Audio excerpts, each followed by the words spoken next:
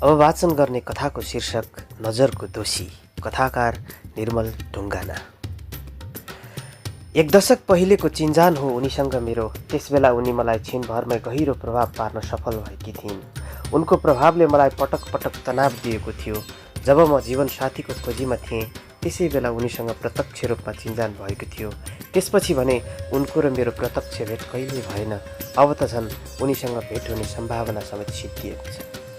मेरो ठुलो बुवाको छोरा राजेश दाईले साँझको 7 बजेतिर सम्पर्क गर्नुभयो। मैले मोबाइल उठाएँ।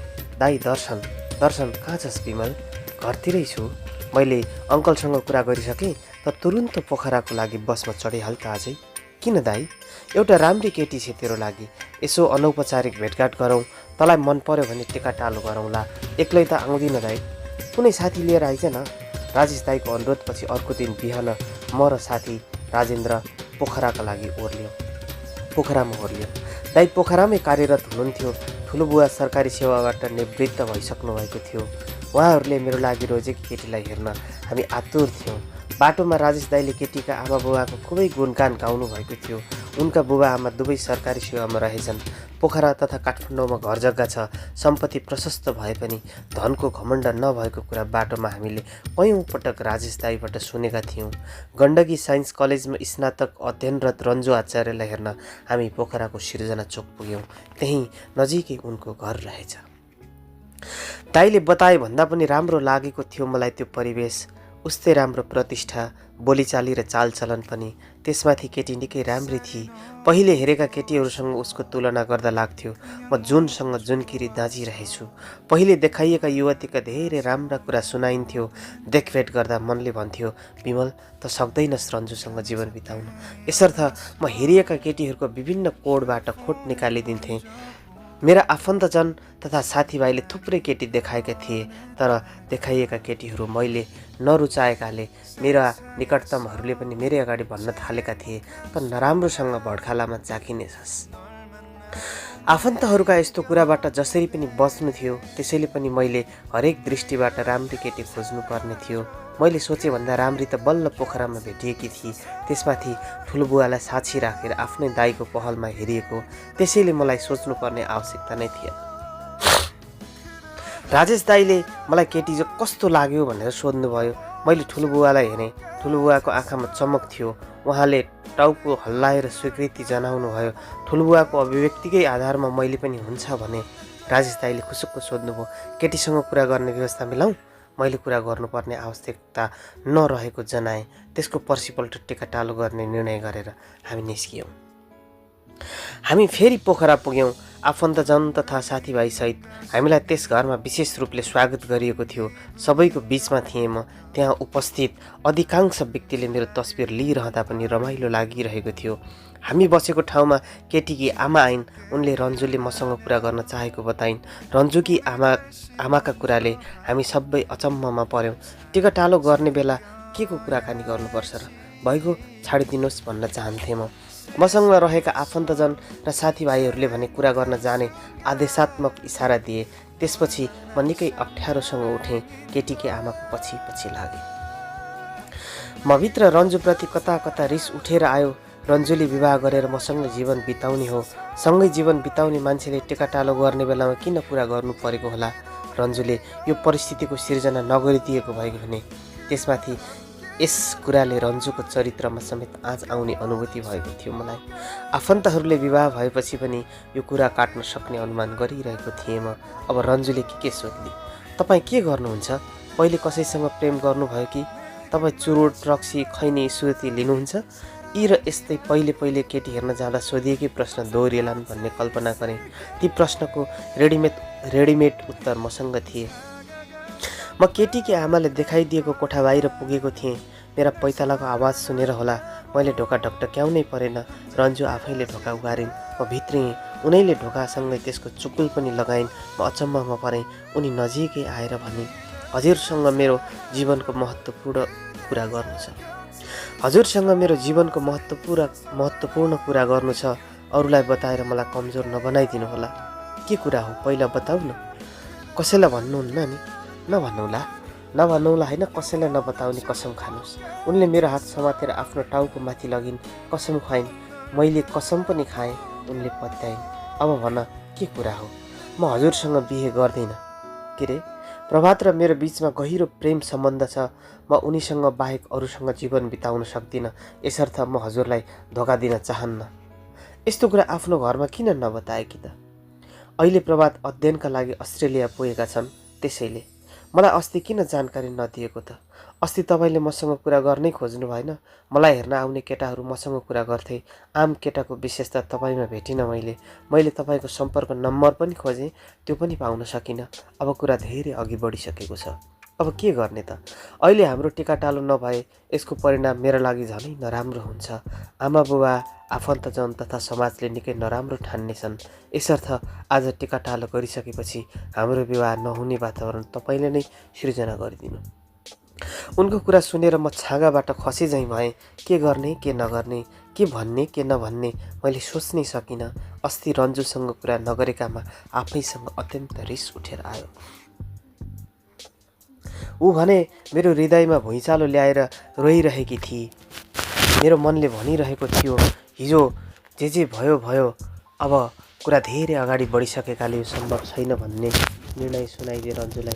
तर मैले आफ्नै मनको कुरा पनि सुनिनँ। आफूलाई जबरजस्ती सम्हाल्दै उनको आँसु पोछिदिँदै भने, तिमीले चाहे जस्तै गर्ने प्रयासमा रहनेछु। असफल भएमा मलाई माफ गरिदिनु। मनले नपत्याएको आश्वासन दिई त्यस कोठाबाट बाहिरिएन। म सकेसम्म अनुहारको आकृति नबिगारिकन सबैजना जम्मा भएको बैठकको कोठामा पुगेँ।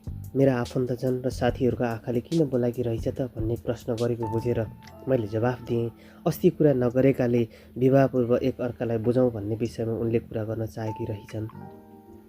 मेरो कुरा सुनेपछि त्यो सुनसान माहौल तुरुन्तै खुसीमा बदलियो। औपचारिक रूपमै टिकाटालो सुरु भयो। पण्डितज्यूले संस्कृतका श्लोकहरू पढिरहनु भएको थियो। मनले ती मन्त्रहरूको कुनै प्रभाव नपरोस् भन्ने कामना गरिरहेको थियो। उनले माला लगाइदिँदा मेरो हृदयमा अद्भुत खैलाबैला मच्चियो तापनि मैले संयमित हुँदै उनलाई माला लगाइदिएँ। एकपटक उनका आँखामा आँखा जुदाएँ। उनका आँखा म प्रति अनुग्रहित थिए। हाम्रो टिकाटालो भयो। टिकाटालोको 7औं दिन विवाहका लागि उत्तम हुने पण्डितज्यूको निष्कर्ष आयो। मैले अलि पछि लैजाउँ भने सबैले मलाई हकारे। पण्डितज्यूको निष्कर्ष अनुमोदित भयो।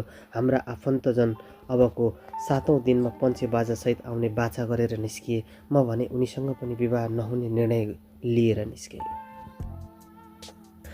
फर्कदा गाडीमा सबैजना अति खुसी थिए। म पनि उनीहरूसँग सक्दो खुसी प्रकट गरिरहेको थिएँ।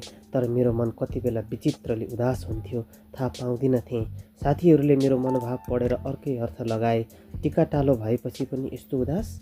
भाउजूसँग सिङ्गो जीवन बिताउनु त छँदैछ नि, अहिले नै ल्याउन नपाएकोमा के दुःखी भएको छ स्याहार? उनीहरू बलल्ल हाँस्थे। उनीहरू हाँसोमा रम्दा पनि मलाई भने रुन मन लागेको थियो।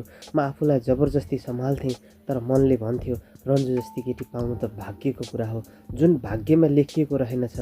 हामी केटीका घरबाट टिकाटालो गरेर फर्कदा नफर्कँदै बाटोमै विवाहको तयारी सुरु भएको थियो। गाडीमा रहेका सबैले विभिन्न जिम्मेवारी लिएका थिए।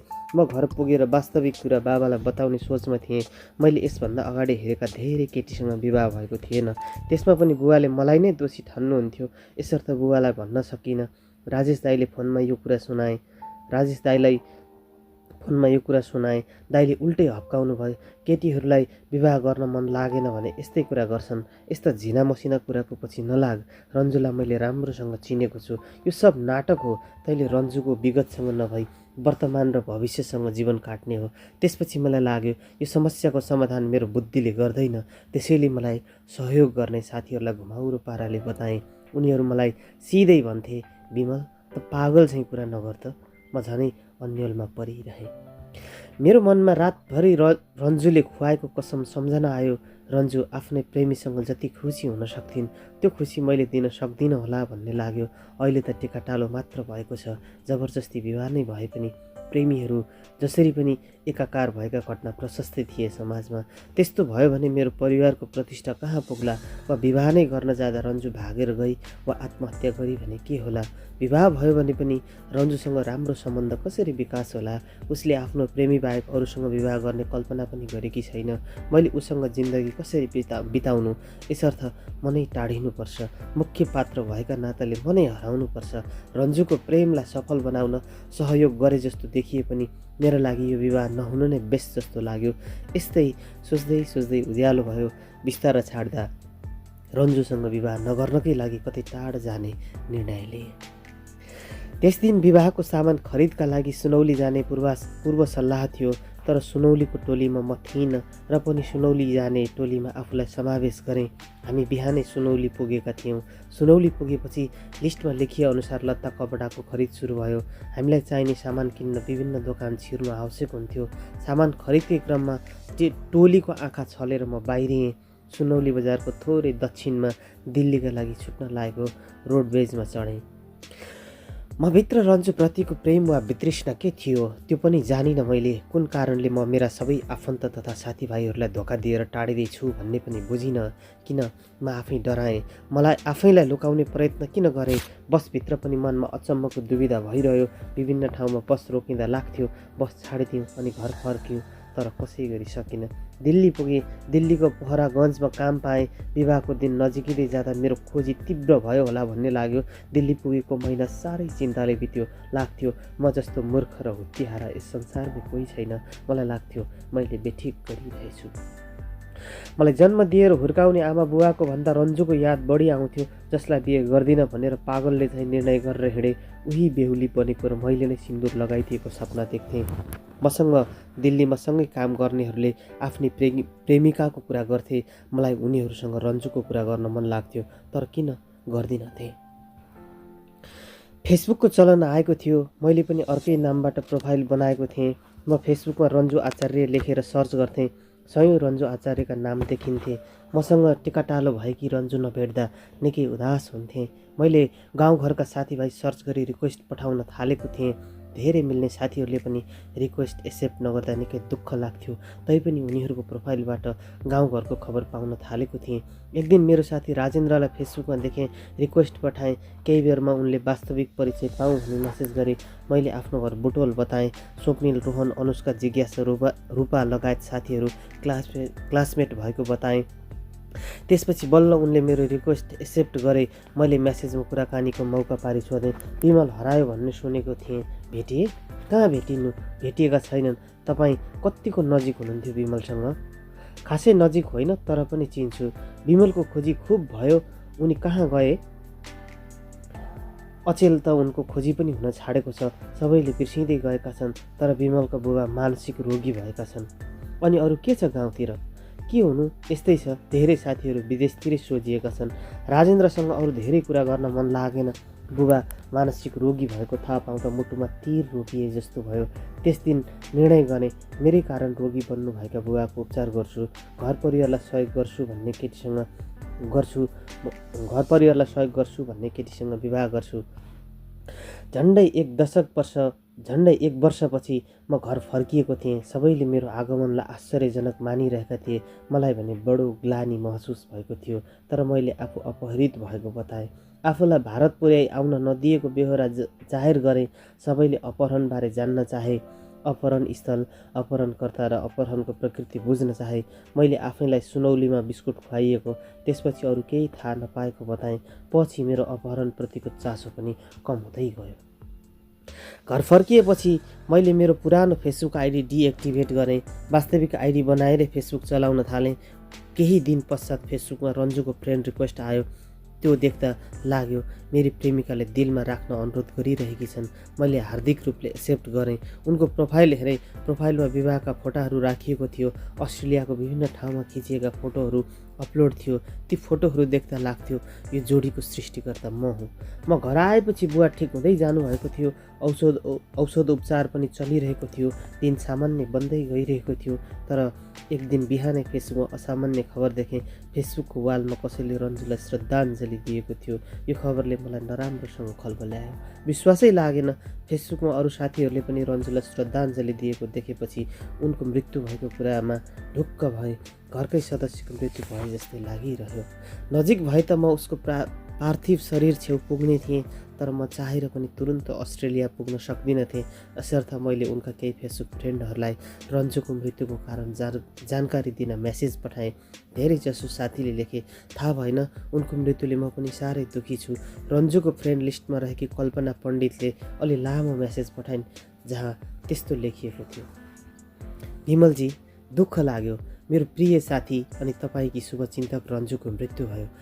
तपाईँले मलाई चिन्नुहुन्न, तर रन्जुका माध्यमबाट म तपाईँलाई राम्ररी चिन्छु। टिकाटालो गर्ने दिन रन्जुले भनेको कुरा सजिलै मान्नु भएछ, तर तपाईँले रन्जुको जीवनमा टिकाटालोपछि के भइरहेछ कहिल्यै बुझ्न चाहनु भएन। आज तपाईँको आग्रह बमोजिम रन्जुका बारेमा केही बताउँदैछु। रन्जुको तपाईँसँग टिकाटालो हुने कुरा अघिल्लो दिन नै थाहा पाएको थियौँ हामीले। अस्ट्रेलियामा पनि रन्जुका प्रेमी प्रभातले फेसबुक मार्फत त्यसै दिन थाहा पाएछन् रन्जुको टिकाटालो। उनले त्यस रात नसाको तालमा रन्जुलाई फोन गरेछन्। उनले रन्जुको कुनै पनि कुरा नसुनी धम्कीपूर्ण रूपमा थर्काएछन्।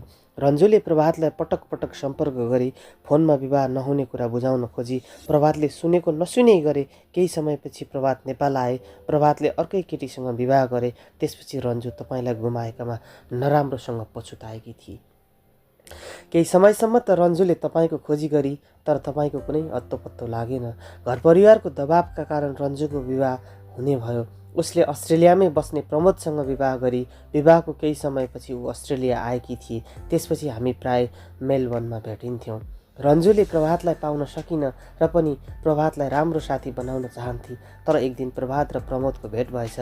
प्रभातले रन्जु पहिले आफ्नै प्रेमिका भएको बताएछ। रन्जु चरित्रहीन भएकाले आफूले उसलाई छाडिदिएको जनाएछ। साथै बुटवलको केटासँग टेकाटालो भएर पनि केटी गलत भएका कारण विवाह नभएको भनी रन्जुको चरित्र हत्या गरिदिएछ। त्यसपछि रन्जु र उनको श्रीमान बीच खटपट सुरु भएको हो। आफ्नो जीवन जस्तो नभएको भन्दै रन्जु मसँग रुने गर्थे। रन्जुका श्रीमानले सकै जति यातना दिन्थे। विदेशमा आफ्ना कोही नभएकी बिचरी सरेभरि पेटीले हिर्काएर बसेका डामहरू देखाउँथे। आत्महत्या गर्छु भन्थे। श्रीमानकै दबावमा गर्भपतन गराएर फर्किने दिनै उसले पूर्ण रूपमा बाँच्ने आशा त्यागिसकेकी थिए। मेलबर्नमा हुँदासम्म उसलाई म बाँच्ने हौसला दिन्थेँ। श्रीमानसँग डिभोर्स गरी नेपाल जाने सल्लाह दिन्थेँ म। हाल म विशेष कामले सिडनी आएको 2 हप्ता भयो। अस्ति श्रीमानले निकै यातना दिएका थिए रे रन्जुलाई मलाई मेसेज गरेकी थिए। सायद पटकको पीडा सहन सकिन रन्जुले। उसले एक पटकका लागि आफैले आफैलाई पीडा दिने निर्णय लिएछ। आत्महत्या गर्न उचित ठानेछ। मलाई यस्तो लाग्छ रन्जुको मृत्यु हुनुमा तपाईँको सबैभन्दा ठुलो हात छ। किशोर अवस्थामा रहेका जुनसुकै केटाकेटीको प्रेम त भइहाल्छ नि। तपाईँले पनि कसैलाई प्रेम गर्नुभयो होला, तर प्रेम गरेकासँगै विवाह कहाँ हुन्छ र सबैको। तपाईँले टेकाटालो गरेपछि उसँग जसरी पनि विवाह गर्नुपर्ने थियो।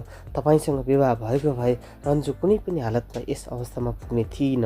यसर्थ तपाईँले एउटी नारीको जीवन बर्बाद गरिदिनु भएको छ। दुनियाँले रन्जुको मृत्युमा जसलाई दोषी देखे पनि मेरो नजरमा मात्र तपाईँ दोषी हो। रन्जुको मुख्य हत्यारा तपाईँ नै हो। रन्जुकी आत्मीय मित्र कल्पना पण्डित, हाल सिडनी, अस्ट्रेलिया। रन्जुको साथीले पठाएको मेसेज पढेर मलाई अत्यन्त पीडा बोध भयो। राजेश दाईले पनि रन्जुसँग विवाह नगर्ने नाटकको रचयिता मलाई नै बनाउनु भएको थियो। यी र यस्तै यावत घटनाले गर्दा रन्जुका प्रेमी तथा श्रीमानलाई भेट्न पाएमा आफूलाई हत्यारा स्वीकार गरी जस्तो सुकै सजाय भोग्न तयार रहेको कुरा मेरा मनमा खेलिरहे। तर तिनले आजसम्म पनि विश्रान्ति भने पाउन सकेका छैनन्। धन्यवाद। कथा सकियो। च्यानललाई सब्सक्राइब गरिदिनु भएमा हार्दिक धन्यवाद। टक्कै आउनेछु। धन्यवाद।